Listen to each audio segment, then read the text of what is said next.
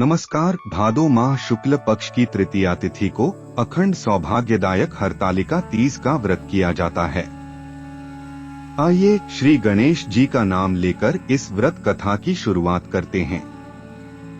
प्रेम से बोलिए श्री गणेश भगवान की जय, श्री उमा महेश्वराय की जय। श्री सूत जी बोले, जिन श्री पार्वती जी के घुंघराले केश कल्पवृक्ष के फूलों से ढके हुए हैं और जो सुंदर एवं नए वस्त्रों को धारण करने वाली हैं, तथा कपालों की माला से जिनका मस्तक शोभायमान है और दिगंबर रूप धारी शंकर भगवान हैं, उनको नमस्कार हो। कैलाश पर्वत की सुंदर विशाल चोटी पर विराजमान भगवान शंकर से गौरी जी ने पूछा, हे प्रभु, आप मुझे किसी अज्ञात व्रत की कथा सुनाइए। हे स्वामिन, यदि आप मुझ पर प्रसन्न हैं तो ऐसा व्रत बताने की कृपा करें जो सभी धर्मों का सार हो और जिसे करने में थोड़ा परिश्रम हो और फल भी विशेष प्राप्त हो जाए। यह भी बताने की कृपा करें कि मैं आपकी पत्नी किस व्रत के प्रभाव से हुई हूँ। हे जगत के स्वामिन, जो आदि मध्य अंत से रहित हैं, आप मेरे पति किस दान और पुण्य के प्रभाव से हुए हैं। शंकर जी बोले, हे देवी, सुनो, मैं तुमसे वह उत्तम व्रत कहता हूँ जो परम गोपनीय और मेरा सर्वस्व है। वह व्रत जैसे कि ताराओं में चंद्रमा, ग्रहों में सूर्य, वर्णों में ब्राह्मण, सभी देवताओं में विष्णु, नदियों में जैसे गंगा, पुराणों में महाभारत, वेदों में सामवेद, इंद्रियों में मन जैसे श्रेष्ठ समझे जाते हैं, वैसे ही पुराण एवं वेदों का सर्वस्व इस व्रत को शास्त्रों ने कहा है। उसे एकाग्र मन से श्रवण करो। इसी व्रत के प्रभाव से ही तुमने मेरा अर्धासन प्राप्त किया है। तुम मेरी परम प्रिया हो, इसी कारण वह सारा व्रत मैं तुम्हें सुनाता हूँ। भादो का महीना हो, शुक्ल पक्ष की तृतीया तिथि हो, हस्त नक्षत्र हो, उसी दिन इस व्रत के अनुष्ठान से मनुष्यों के सभी पाप भस्मीभूत हो जाते हैं। हे देवी, सुनो, जिस महान व्रत को तुमने हिमालय पर्वत पर धारण किया था, वह सबका सब पूरा वृतांत मुझसे श्रवण करो। श्री पार्वती जी बोली, भगवन, वह सर्वोत्तम व्रत मैंने किस प्रकार किया था, यह सब हे महेश्वर मैं आपसे सुनना चाहती हूँ। शिव जी बोले, हिमालय नामक एक उत्तम महान पर्वत है। नाना प्रकार की भूमि तथा वृक्षों से वह शोभायमान है। अनेक प्रकार के पक्षी वहाँ अपनी मधुर बोलियों से उसे शोभायमान कर रहे हैं एवं चित्र विचित्र मृगादिक पशु वहाँ विचरते हैं। देवता, गंधर्व, सिद्धचारण एवं गुह्यक प्रसन्न होकर वहाँ घूमते रहते हैं। गंधर्वजन गायन करने में मग्न रहते हैं। नाना प्रकार की वैधुर्य मणियां तथा सोने की ऊंची ऊंची चोटियां रूपी भुजाओं से आकाश पर लिखता हुआ दिखाई देता है। उसका आकाश से स्पर्श इस प्रकार से है जैसे कोई अपने मित्र के मंदिर को छू रहा हो। वह बर्फ से ढका रहता है। गंगा नदी की ध्वनि से वह सदा शब्दायमान रहता है। हे पार्वती, तुमने वहीं बाल्यावस्था में 12 वर्ष पर्यंत कठोर तप किया, अधोमुख होकर केवल धूम्रपान किया। फिर 64 वर्ष पर्यंत पके पके पत्ते खाए। माघ महीने में जल में खड़ी हो तप किया और वैशाख में अग्नि का सेवन किया। सावन में अन्नपान का त्याग कर दिया। एकदम बाहर मैदान में जाकर तप किया। तुम्हारे पिताजी तुम्हें इस प्रकार कष्टों में देखकर व्याकुल हो गए। उन्होंने विचार किया कि यह कन्या किसको दी जाए। उस समय ब्रह्मा जी के पुत्र परम धर्मात्मा श्रेष्ठ मुनि श्री नारद जी तुम्हें देखने वहां आ गए। उन्हें अर्घ्य आसन देकर हिमाचल ने उनसे कहा, हे श्रेष्ठ मुनि, आपका आना शुभ हो। बड़े भाग्य से ही आप जैसे ऋषियों का आगमन होता है। कहिए, आपका शुभागमन किस कारण से हुआ। श्री नारद जी बोले, हे पर्वतराज, सुनिए, मुझे स्वयं विष्णु भगवान ने आपके पास भेजा है। आपकी यह कन्या रत्न है। किसी योग्य व्यक्ति को समर्पण करना ही उत्तम है। संसार में ब्रह्मा, इंद्र, शंकर इत्यादि देवताओं में वासुदेव श्रेष्ठ माने जाते हैं। उन्हें ही अपनी कन्या देना उत्तम है। मेरी तो यही सम्मति है। हिमालय बोले, देवाधिदेव वासुदेव, यदि स्वयं ही जब कन्या के लिए प्रार्थना कर रहे हैं और आपके आगमन का भी यही प्रयोजन है, तो अपनी कन्या उन्हें दूंगा। यह सुनकर नारद जी वहां से अंतर्धान होकर शंख, चक्र, गदा, पद्मधारी श्री विष्णु जी के पास पहुँचे। नारद जी बोले, हे देव, आपका विवाह निश्चित हो गया है। इतना कहकर देवर्षि नारद तो चले गए और इधर हिमालय राज ने अपनी पुत्री गौरी से प्रसन्न होकर कहा, हे पुत्री, तुम्हें गरुड़ध्वज वासुदेव जी के प्रति देने का विचार कर लिया है। पिता के इस प्रकार के वचन सुनकर पार्वती अपनी सखी के घर गईं और अत्यंत दुखित होकर पृथ्वी पर गिर पड़ी और विलाप करने लगी।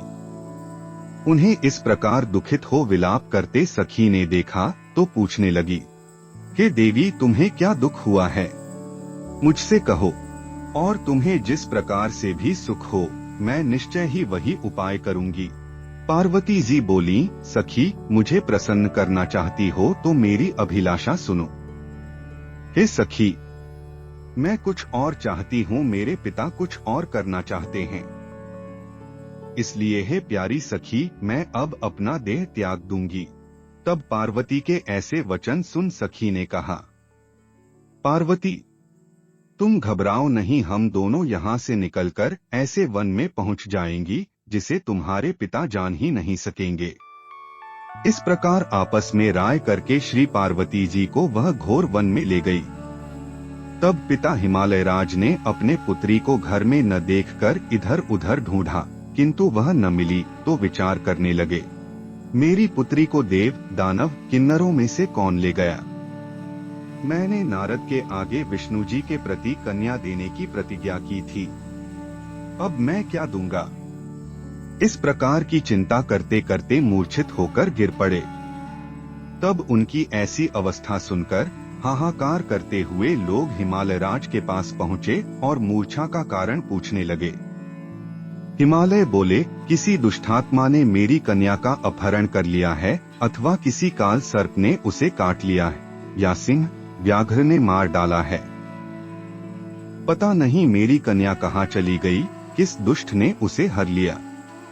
ऐसा कहते कहते शोक संतप्त होकर हिमालय राज वायु से कंपायमान महावृक्ष के समान कांपने लगे। तुम्हारे पिता ने सिंह, व्याघ्र, भालूक आदि हिंसक पशुओं से भरे हुए एक वन से दूसरे वन में जा जाकर तुम्हें ढूंढने का बहुत बड़ा प्रयत्न किया। इधर अपनी सखियों के साथ एक घोर वन में तुम भी जा पहुंची। वहाँ एक सुंदर नदी बह रही थी और उसके तट पर बड़ी गुफा थी जिसे तुमने देखा। तब अपनी सखियों के साथ तुमने उस गुफा में प्रवेश किया। खाना पीना त्याग करके वहाँ तुमने मेरी बालुका लिंग स्थापित की। उस दिन भादो मास की तृतीया थी, साथ में हस्त नक्षत्र था। मेरी अर्चना तुमने बड़े प्रेम से आरंभ की, बाजों और गीतों के साथ रात को जागरण भी किया।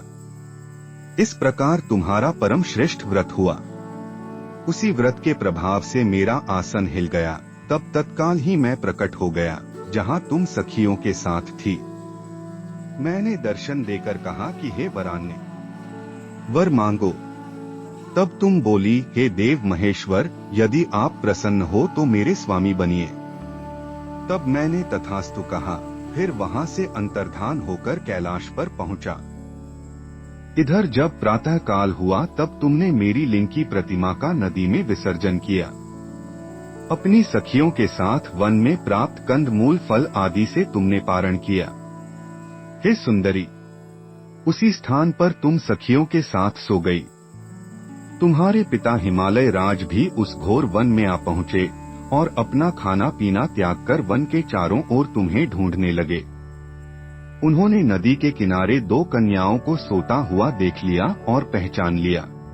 फिर तो तुम्हें उठाकर गोदी में लेकर तुमसे कहने लगे, हे पुत्री, सिंह, व्याघ्र आदि पशुओं से पूर्ण इस घोर वन में क्यों आई? तब श्री पार्वती जी बोली, पिताजी सुनिए, आप मुझे विष्णु जी को देना चाहते थे। आपकी यह बात मुझे अच्छी नहीं लगी, इसलिए मैं वन में चली आई। यदि आप मेरा विवाह शंकर जी के साथ करें तो मैं घर चलूंगी, नहीं तो यहीं रहने का मैंने निश्चय कर लिया है। तब तुम्हारे पिता ने कहा कि एवंस्तु, मैं शंकर जी के साथ ही तुम्हारा विवाह करूंगा। उनके ऐसे कहने पर ही तब तुम घर में आई। तुम्हारे पिताजी ने तब विवाह विधि से तुमको मुझे समर्पित कर दिया। हे पार्वती, इस व्रत का प्रभाव है कि तुम्हारे सौभाग्य की वृद्धि हो गई।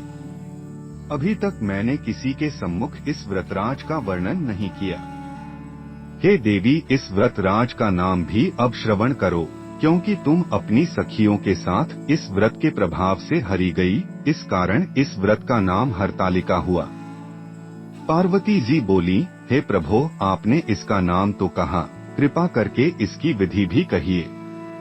इसके करने से कौन सा फल मिलता है, कौन सा पुण्य लाभ होता है और किस प्रकार से कौन इस व्रत को करे। ईश्वर बोले, हे देवी सुनो, यह व्रत सौभाग्यवर्धक है। जिसको सौभाग्य की इच्छा हो वह यत्न पूर्वक इस व्रत को करे। सबसे प्रथम वेदी की रचना करें, उसमें 4 केले के खम्भ रोपित करें, चारों ओर बंधनवार से सुशोभित करें, ऊपर विविध रंगों के वस्त्र लगावें। उस मंडप के नीचे की भूमि को अनेकों चंदनादि सुगंधित जल द्वारा लीपें। शंख मृदंग आदि बाजे बजवावे। वह मंडप मेरा मंदिर है, इसलिए वहाँ नाना प्रकार के मंगल गीत होने चाहिए। वहाँ शुद्ध रेती का मेरा लिंग श्री पार्वती के साथ ही स्थापित करें। बहुत से पुष्पों के द्वारा गंध धूप आदि से मेरा पूजन करें। फिर नाना प्रकार के मिष्ठान आदि और नैवेद्य समर्पित करें और रात को जागरण करें।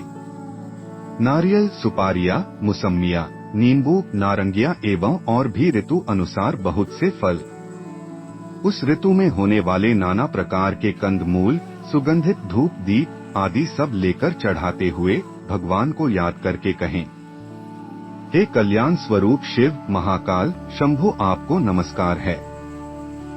शिवा शिवप्रिय प्रकृति सृष्टि श्री पार्वती सर्वमंगलारूपा शिव रूपा जगत रूपा, आपको नमस्कार है। हे शिवे नित्य कल्याणकारिणी जगदम्बे शिवस्वरूपे, आपको बारंबार नमस्कार है। आप ब्रह्मचारिणी हो, जगत की धात्री सिंह की वाहिनी हो, आपको नमस्कार है। संसार के भय संताप से मेरी रक्षा कीजिए। हे महेश्वरी पार्वती जी, जिस कामना के लिए आपकी पूजा की है, हमारी वह कामना पूर्ण करें। राज्य सौभाग्य एवं संपत्ति प्रदान करें। शंकर जी बोले, हे देवी, इन मंत्रों तथा प्रार्थनाओं द्वारा मेरे साथ तुम्हारी पूजा करें और विधिपूर्वक कथा श्रवण करें। फिर बहुत सा अन्न दान करें। यथाशक्ति श्रेष्ठ ब्राह्मणों को वस्त्र, स्वर्ण, गाय, आभूषण आदि प्रचुर मात्रा में दान करें। हे देवी, जो स्त्री अपने पति के साथ भक्तियुक्त चित्त से इस सर्वश्रेष्ठ व्रत को सुनती है, करती है, उसके सभी पाप नष्ट हो जाते हैं। 7 जन्मों तक उसे राज्य की प्राप्ति होती है, सौभाग्य की वृद्धि होती है। और जो नारी भादो के शुक्ल पक्ष की तृतीया के दिन व्रत नहीं धारण करती, आहार कर लेती है, वह 7 जन्मों तक बंध्या रहती है एवं जन्म जन्म विधवा हो जाती है। दरिद्रता पकड़ अनेकों कष्ट उठाती है, उसे पुत्र शोक छोड़ता ही नहीं। और जो उपवास नहीं करती वह घोर नरक में पड़ती है। अन्न के आहार करने से उसे शुक्री का जन्म मिलता है, फल खाने से वानरी होती है, जल पीने से जोंक होती है, दुग्ध के आहार से सर्पिणी होती है, मांसाहार से व्याघ्री होती है, दही खाने से बिल्ली होती है, मिठाई खा लेने पर चींटी होती है, सभी वस्तुएं खा लेने पर मक्खी हो जाती है, सो जाने पर अजगरी का जन्म पाती है, पति के साथ ठगी करने पर मुर्गी होती है।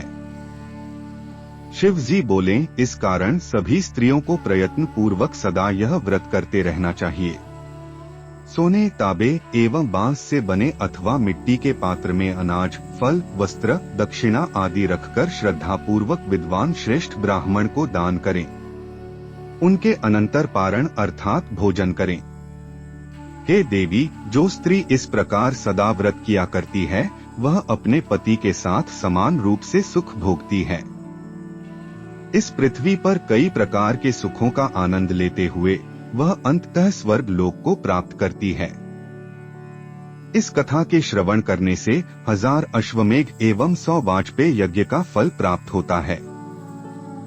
श्री शिव जी बोले, हे देवी, इस प्रकार मैंने आपको इस सर्वश्रेष्ठ व्रत का महात्म्य सुनाया है, जिसके अनुष्ठान मात्र से करोड़ों यज्ञ का पुण्य फल प्राप्त होता है। इति श्री भविष्योत्तर पुराणे हर गौरी संवादे हरतालिका व्रत कथा समाप्त।